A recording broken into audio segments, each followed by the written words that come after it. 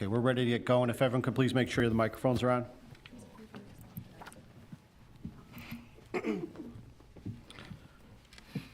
Okay, good evening. The hour being 7:44 PM on Monday, August 28th, 2023. I'd like to call to order the Committee of the Whole meeting. Bridget, can we have a roll call for the committee meeting, please? Trustee Ketchmark? Here. Trustee Cote? Here. Trustee Hendricks? Here. Trustee Miramatsu? Here. Trustee Gahuli? Here. Trustee Kaluzny? Here. And President Garvey. Here. Thank you, Bridget. The first item we have up for discussion is a discussion of the 2022 Annual Audit Report and Management Letter. The board was provided copies in our packet, and the copies of the management letter and the audit for our review. But Doug, as usual, we just ask you to kind of, I know you have a summary report you'd like to give us, so I'll just turn it over to you. Sure. So the year under audit is for the year ended, the fiscal year ended December 31st, 2022. The item that is in your packet is basically a snapshot of the financial position of the village as of that day. And that's important to know because since then and moving forward, things are always fluid and changing. We use the audited figures as we move forward to our budget process, which we're in the middle of starting. So it's always nice to have those figures ready when we start the audit. I'm going to make this very brief. I'll turn it over to our audit person, Ed from Selden Fox. But I gave you a memo within the packet showing some specific items that I wanted to point out. I do want to make. I'm going to point a couple of them out, and then if you do have any questions on this as you go through the week and review whatever you might want to review on the audit, if you just are looking at it and you want to ask me a question, I'm always available to respond to those items.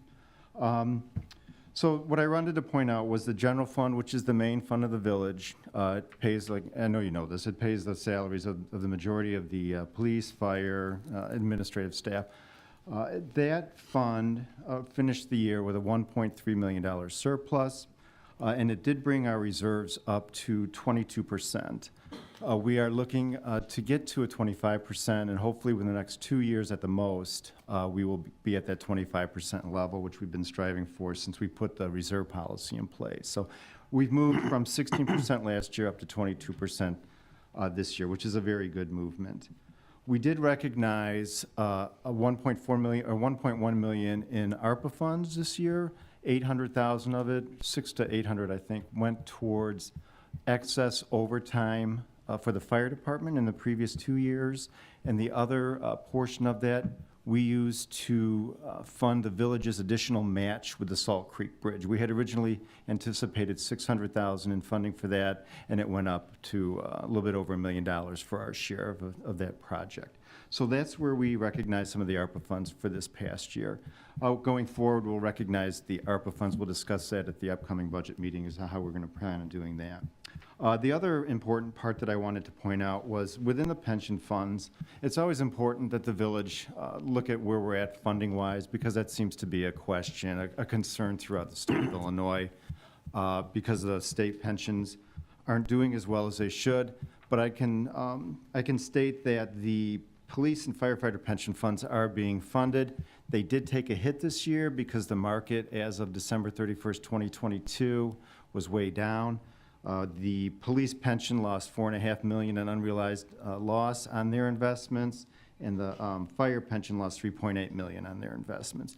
Now, the investment pools for each of those is, I think the police is at $22 million, and the fire is at like $18 million. So, while it is a significant number, it's very easy with those figures to move back up. As a matter of fact, the market has increased.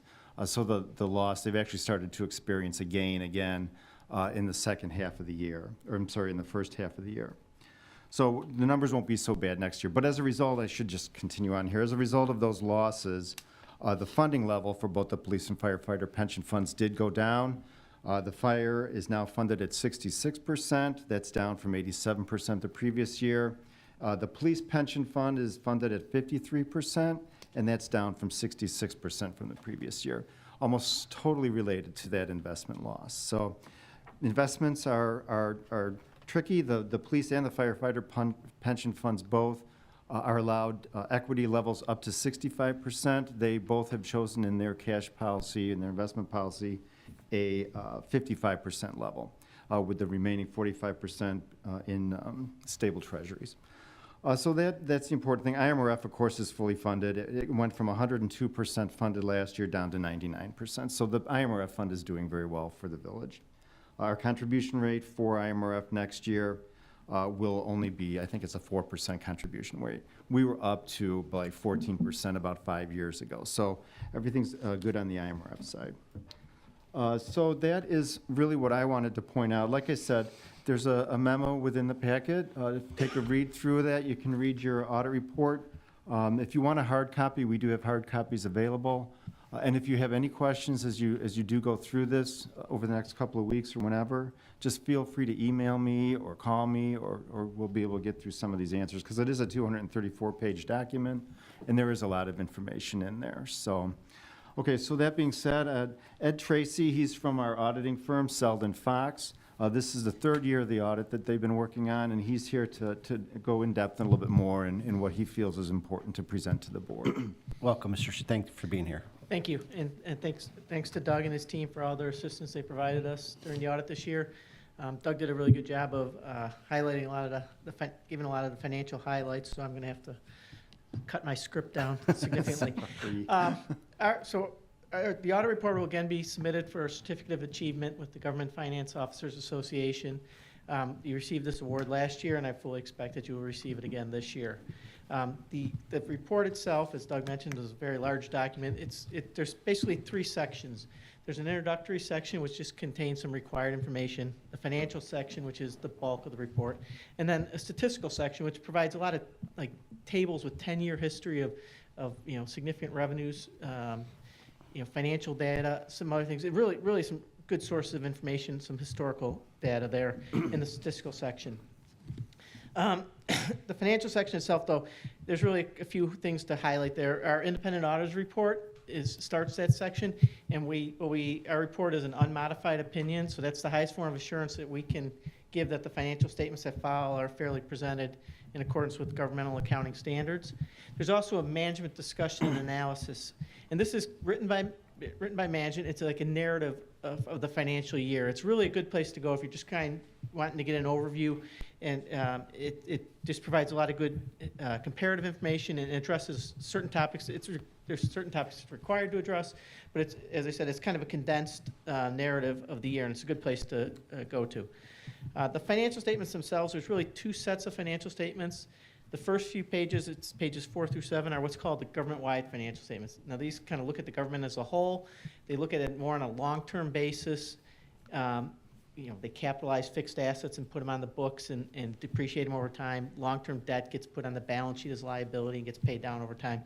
And then there's the fund financial statements, which is what you kind of used to seeing on a month-to-month basis. It's kind of how you maintain your books.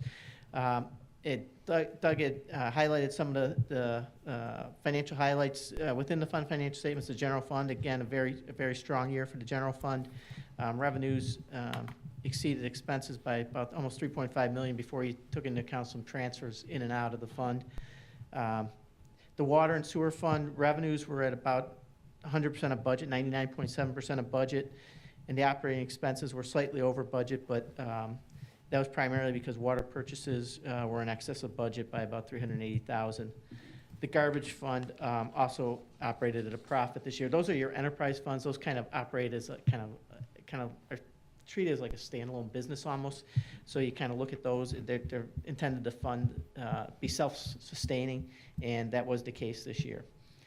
As far as the audit itself is concerned of the process, we do make a few adjustments during the audit to the financial statements, and those are included in the letter that's entitled Communications to Those Charged with Governance. And so this year, there were 9 adjustments made to the fund financial statements, 3 which were provided by management, and 2 more related to the net pension liability and net OPEB liability for the enterprise funds. It came from information from third parties, actuaries, that was obtained from those parties during the course of the audit. So those were posted as part of the audit process. We also make some adjustments to the books to convert them to that government-wide financial statements that I talked about, recording long-term assets, long-term liabilities that aren't normally kept on the books. And this information all comes from schedules provided by management as well. we issued a management letter, but it didn't contain any significant deficiencies or material weaknesses. We do look at internal controls, we test internal controls, we walk through transactions. We found the controls to be operating effectively. So the management letter itself is really just kind of information on certain standards that have been issued but aren't effective yet, just kind of giving you a heads up on what's coming down the pipe. But as I mentioned before, we did not have any comments that rise to any errors in our testing of internal controls or any gaps in internal controls that we identified that we needed to bring to your attention in that letter. Thank you for working with staff. I know audit time goes on for a long period of time, and I know you have to work closely with staff, and we appreciate that. And I want to thank all the staff and departments that worked through this to get this. I mean, it's a required legal document, and you know, we do win the awards for it every year because of the process and the way that it's done, right? So it's very key information for the board to have, and something, you know, you point about the, you know, at the end of the report, the 10-year, you know, reports and trends, those are things that we, you know, look at in terms of how we're going and where we came from, that type of thing, so that's very helpful. Do the board members have any questions or comments? Thank you very much for Sure. your time with the audit. Thank you to the village staff and Doug especially. Every year, you surpass expectations. We have a lot of help from the auditors. Yeah. You surpass expectations, and this is a testament to the hard work done by our village staff, our village finance department, and the auditors. So I really appreciate this. It's been going on for my 6 years on the board. It's been better every year. So thank you again. Any other questions or comments from the board? Thank you for coming out tonight and waiting through the meeting just to make yourself available. And I know, as Doug indicated, we've had a chance to review it, but if questions or concerns come up, Doug's always available, and I'm sure we could reach out to the audience, so, Absolutely. you know, if we needed further information, so. Sure. Thank you so much. Thank Appreciate you. it. Appreciate the opportunity to work with you guys. Thank you.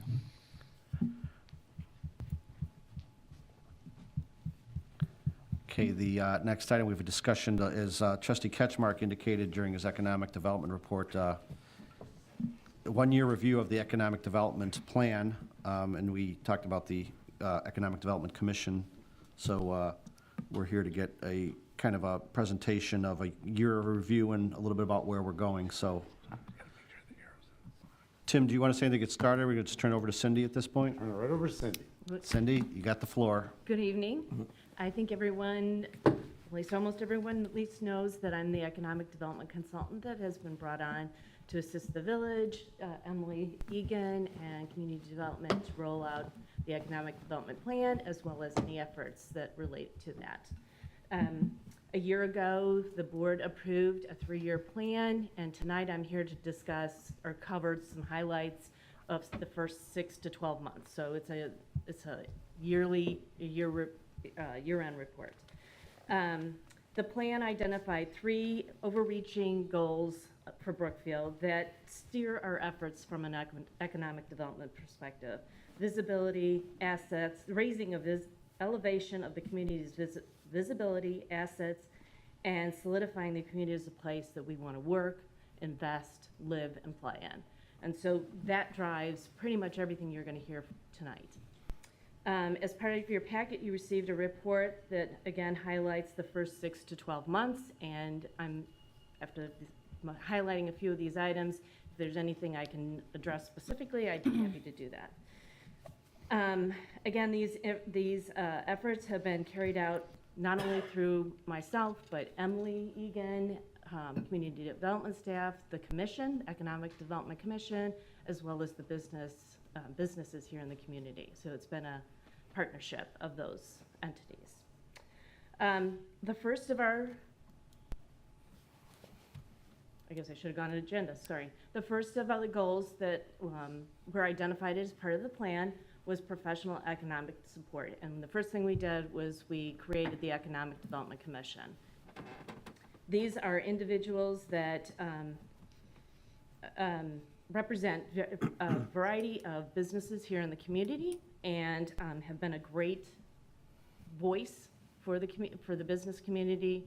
They have provided insight, they have provided direction, They've helped us clarify our goals and our objectives, and most recently, really been working hard on promoting the PIP program, the Property Improvement Program, and trying to peer-to-peer share some of those, the importance of doing that.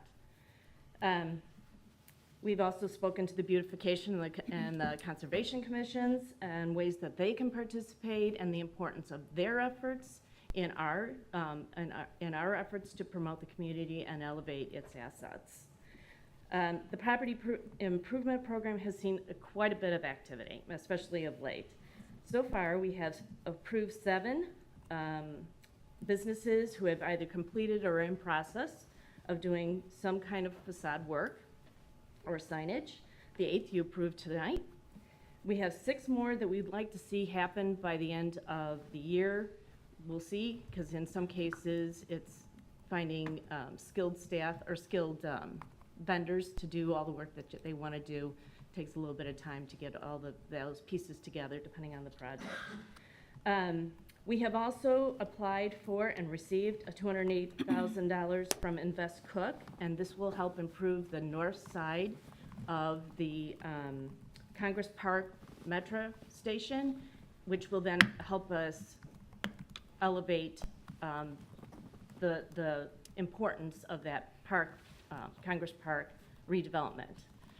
Anything we can do to help it be more attractive, and clearly that north side of the train tracks would be a huge benefit to the program and anyone's interested in that opportunity. The second goal was to business support, and this is both retention and attraction. What we've done is we've collected business information and developed a business database.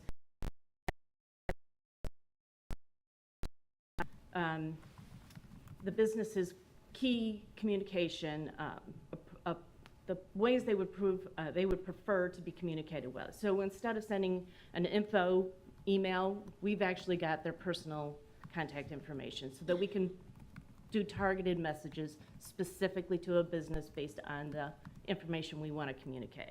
So this database gets updated weekly.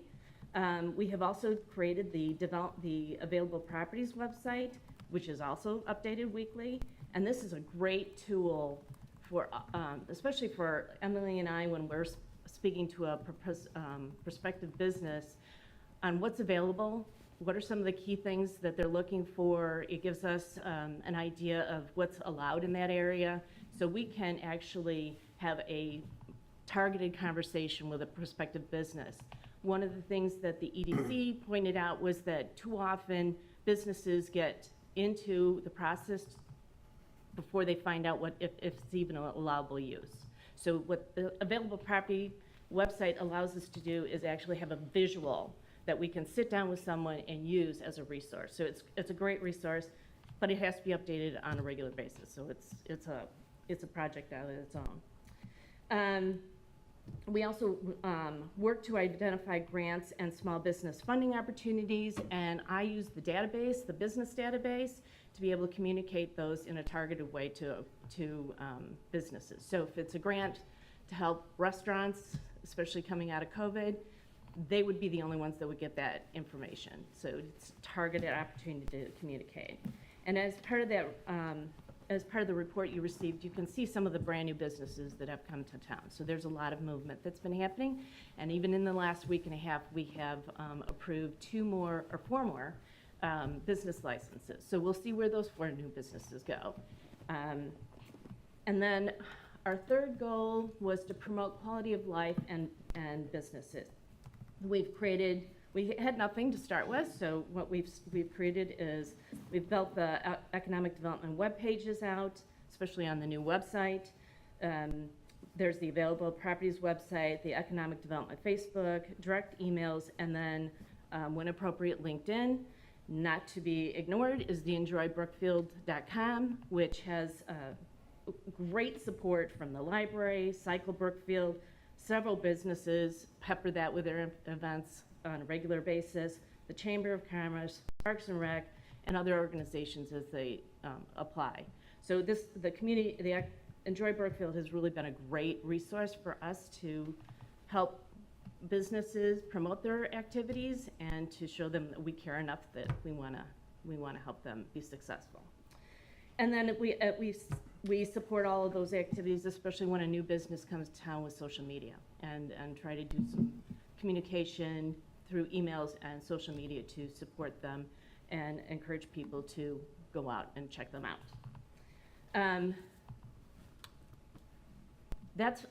That's kind of the highlights of of this past year. We're going to be looking at ways to continue to improve the available properties. What can we do to more strategically focus on properties that have been sitting vacant for quite some time? What can we do to market them? We work all the time on communications with brokers and trying to support them on their efforts. The PIP program, we've got if you look at the list, we have a long list of people we've already met with, and we will continue to work with them to try to move them forward in the process. I do want to give Brookfield Bank a kudos for coming up with a program that has helped us contact some businesses who probably would not even consider the facade program because they have a financial commitment to do half of the project, and they don't necessarily have the means to do that, or to look at a much bigger project, kind of like what Pub 78 is doing, that would require some additional financial support. So his program has really helped us to kind of open the door to some businesses that might not have considered it. We'll continue to work with stakeholders on what are good ways to communicate with them and how do they want to hear the information. Whenever I send out a grant, information on grants and funding opportunities, I always hear back from businesses, change my email, use this one instead. This is great information, keep it coming. Those are the feedbacks we want so that we can make sure we're hitting the businesses in the right way. And then I think just in general, we need to identify some resources that will allow us to do expanded marketing, website, social media, to support a strategy and the materials to support any future economic development activities. Thank you very much, Cindy, and to everyone involved. I mean, these, annual reviews are really helpful for me, and I think they are for the board, because sometimes we get caught up so much in the day-to-day, and we don't necessarily take the time to look back and see where we came from, and there's been a lot of progress here. I'm really excited, and Trustee Ketchmark's kept me updated about the PIP program and how it's growing. I mean, that was one of those programs we all thought it was a great idea to create, and it just kind of got off to a slow start. I mean, here we had a program where we were trying to help businesses. We had money from, the success of the TIF districts that we created, and then trying to find a way to get people out. And I know it was a lot of outreach on behalf of staff and the Economic Development Commission to basically go tell people, we have this program, we have money, are you interested, this is what it could do. And I think our flexibility in changing what's allowed under the program has really helped. And then I think it's just the word of mouth success that, someone's property facade was improved, and, figure out, they heard how they did it, and, the local press coverage or social media coverage, they heard, oh, the village has this program. So I think it's exciting to hear that there's more coming. And I know, as you indicated, this year it might slow down a little bit just because of trying to get labor and contractors to get things done. But I just hope that will continue to grow, because that's one of the things that I think we envisioned when we created the TIF and, had some funds available, that we all want to make the appearance of our business districts more attractive. And I think it's, an exciting program. And, having the Economic Development Commission help vet those things has kind of expedited it. I think another area we've grown tremendously is our social media. I mean, I'm very proud of that and excited about that, the enjoybrookfield.com and the Facebook and social media posts promoting businesses. I personally hear from business owners how grateful they are that, the village is sharing and advertising their events and their openings and specials and things like this. It's, they have, a reach within their budgeting, with their marketing, and just goes exponentially bigger when the village gets involved and helps share. And the quality of the social media posts is just continues to grow and be such a great positive. That's the age we live in, and I think I know not everyone's on social media, but there's a large group of people that are, and I think that's been exciting to see, and excite the quality of the posts and the volume of posts and the timeliness of the posts getting out there. And then finally, I think just the, involvement in the work with the chamber. These are things that are not necessarily measurable, but to come out on a Saturday morning and see a farmer's market and to hear it's the best in the area and it's best, and it's, it's so big and so many vendors and it's wrapping around the village hall. And, I know it's a Chamber of Commerce event, but I know economic development staff and trustees and other people have worked with the Chamber of Commerce well to make this a thriving, event. I know we all believe the more people that come to Brookfield and see Brookfield, that they'll come back for other things. And, I think one of the great examples of that this summer was the Intelligentsia Cup, which again, I know economic development staff and you and Emily and every village department was kind of involved in that. And I just, if people ask, can we measure, what that did for us that night, there's probably not a dollar amount that we could put on it, but the number of people that came and saw Brookfield that night, and that, not just the 3700 block of Graham, but the other areas, the library, and walked through and rode through our community. I know I've talked to people, actually talked to some business owners Saturday night at the Music on Grand, where they said they had customers who were here for the Intelligentsia Cup but couldn't get in there to their business that night, but saw it and specifically came back because they saw it when they were out for the Intelligentsia Cup. So these, anecdotal successes we have are such a big deal, so thank you. Any board members want to offer any questions or comments? I'm sorry. No, go.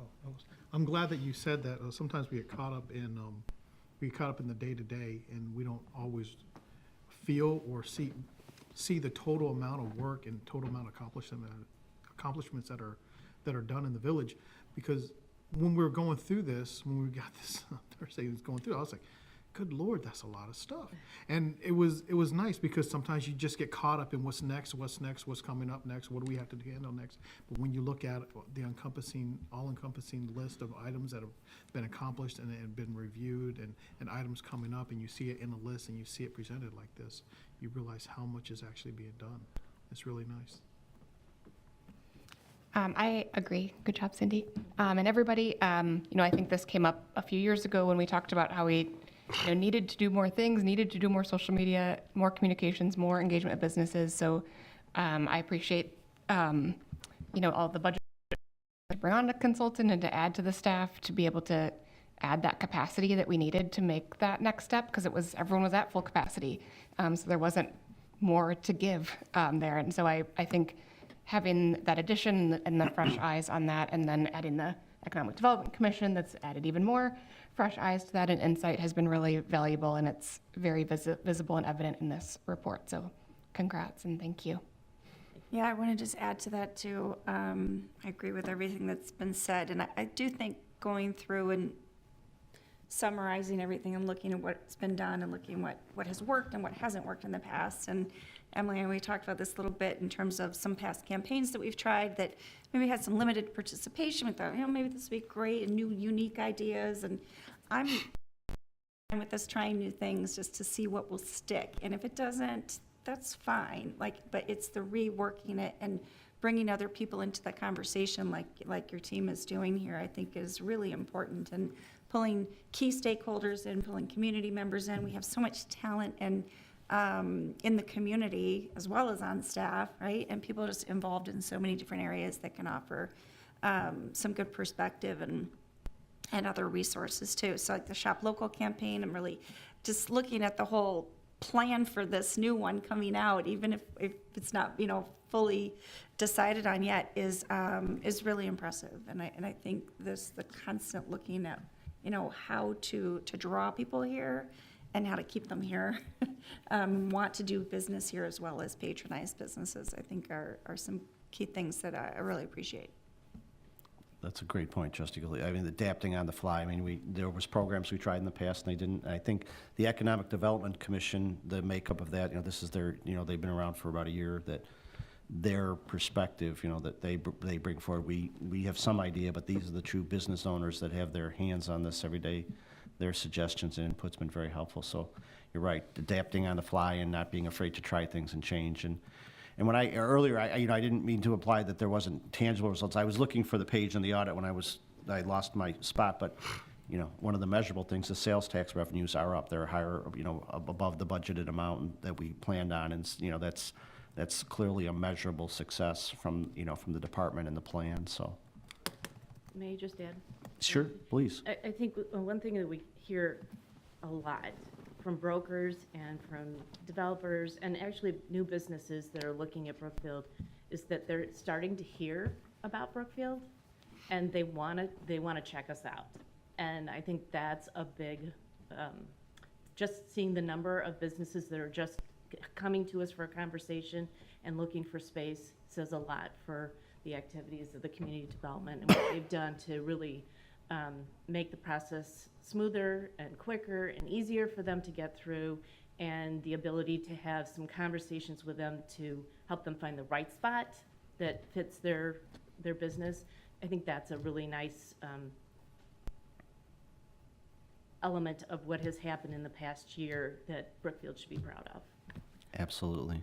I have to add too, and we talked about like the Intelligentsia Cup and these huge events like Music on Grand and that the Intelligentsia Cup was like mind-blowing to me. The amount of people I met who were from Brookfield that after living here for 18 years still had never run across before, but met through that event. Not to mention people from local communities, and one of them is a business owner who's looking for a new space because theirs isn't working out. They were so excited to be part of our community event, and I said, there's some great opportunities here. There's some great, right in the business district, and it could be a good thing, and like you'd see the wheels turning. So all of these events and the movies in the park and you name it, like it's such a great way because there's other communities that just they might have an event here and there, but definitely not as many as we do. So it's a really And big we have a benefit. strong business community too. I mean, they're coming together on their own. Right. The anniversary of several businesses about a few months ago in the downtown area. I mean, they came together on their own. Right. We supported them with social media, but that was something they planned. And I think that says a lot too, because that's a really nice opportunity for them to work together. Yeah, there was just an event at Imperial. I really thought that was interesting, the way that they're going across town and having events in Imperial Oak and collaborating. It's really cool. Yeah, that's always been a strong point. Our businesses kind of help each other and work together. Well, it was an exciting year, an exciting report, and I mean, not to be a tease, but I think next year's report will be even more exciting. There's a lot of things going on. Staff's been busy with a lot of meetings and a lot of projects and things that I think it will be an exciting report next year also. So thank you Cindy, thank you Emily, Thank you. Kate, everyone involved. Thank you. It's been a good year, and we're just like I said, tune in next year. You're here. Thank you so much.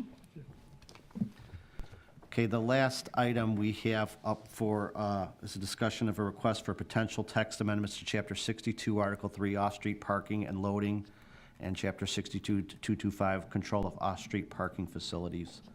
I'm going to turn it over.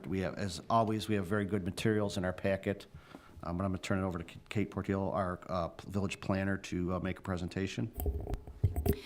Thank you, President Garvey and trustees. Good evening. This is a very straightforward request, so I will keep it very succinct. This specifically relates to Section 62-225, control of off-street facilities. And essentially, as I suspect you're all aware, most business types have required off-street parking standards elaborated in the code. And often, based on individual site constraints and other external factors, meeting those requirements can pose challenges. And so these businesses sometimes are looking at creative solutions, and staff is looking at what code offers in terms of credits or relief or avenues to meet those standards. And sometimes the code language just leaves us struggling to make total sense of it. So this is actually 3 not so exciting verbatim pages of the code. And I've highlighted the main sections that preliminary research, staff, village attorney we couldn't quite pin down the value of these in this present time. So I'm here before you with a request to direct me to bring a potential text amendment before the Planning and Zoning Commission in a public hearing to look at this section of the code and evaluate the best way to represent the control of off-street facilities moving forward.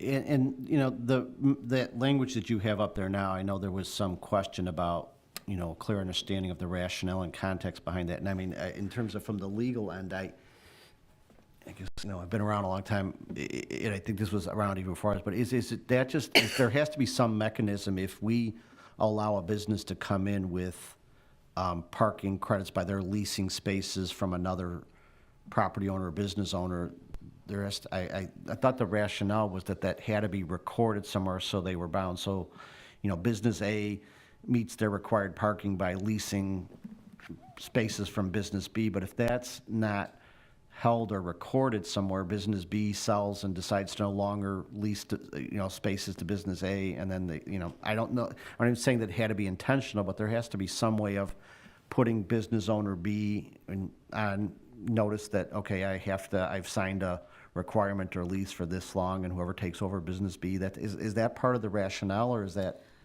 Well, we haven't, we spend limited amounts of time on this when we haven't been directed to fully evaluate it. I perhaps should have included it. The section just prior to this, 62-224, speaks to coming forward with a special use permit request. So that is a piece of it. They're interrelated. They're not exactly the same thing. I am not at this time suggesting that a covenant not be required. Just further exploring. Sure. And If that's it wasn't implied that it was going to necessary. be, I think, there was a question about what the rationale was, and I thought that was part of the rationale, for it, that there was some way of, recording it so it was there and on notice for both property owners or all property owners involved, so. Understood. I'm sorry, were you done with? Yes, that concludes what I had Okay. to offer this evening. Thank you. Questions or comments on the board? So what you're looking for is direction to send it to the Planning and Zoning Commission for So that the village may be the applicant. That's correct. questions or comments from the board? I think that makes sense. I mean, if there's some issues with it and if there's not clarity or trying to figure out, it shouldn't take staff or businesses that long to figure out the solution. So if there's some text changes that could be made to simplify it, it makes sense to go before planning and zoning to figure it out, to me. Yeah, I agree. If it's taking that much extra time to try to, if we can't decipher it, then asking the public to, business owners to, it just makes it too hard to administer. So, yeah. It's just a common theme of trying to make it easier for the businesses and staff to, the predictability of knowing what you have to do to open a business, so. And I know the Planning and Zoning Commission will do a good job vetting it, and so. Is there a consensus from the board that the village could make an application for a text amendment related to this, and staff will work with the Planning and Zoning Commission for that? Yes. Yes. Yes. Okay. Yes. Thank you very much, Kate, for bringing it forward. Thank you. Okay, that ends the items we have up for regular business on the Committee of the Whole. Once again, I will open it up to public comment. Is there anyone on this side that has any public comment? Anybody on this side that has any public comment? Any need for executive session, Tim? Okay. So at 8:23 PM, I'd entertain a motion to adjourn the Committee of the Whole. So moved. Second. The motion was made by Trustee Cote, second by Trustee Kaluzny. Roll call, please. Trustee Ketchmark? Aye. Trustee Cote? Aye. Trustee Hendricks? Aye. Trustee Miramatsu? Aye. Trustee Gahuli? Aye. Trustee Kalinsky? Aye. Okay, we're adjourned at 8:23.